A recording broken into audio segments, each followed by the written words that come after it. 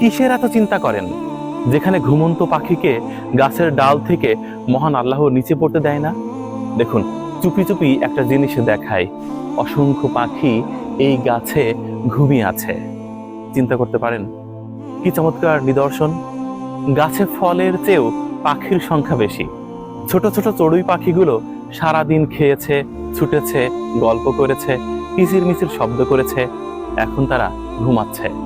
মহান আল্লাহ এদেরকে নিচে পড়তে দিচ্ছে না। সেখানে আমি আপনি তো সৃষ্টির সেরা জীব।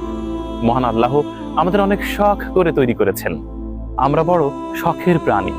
মহান আল্লাহ অবশ্যই আমাদের খোঁজ রাখছেন, খেয়াল রাখছেন।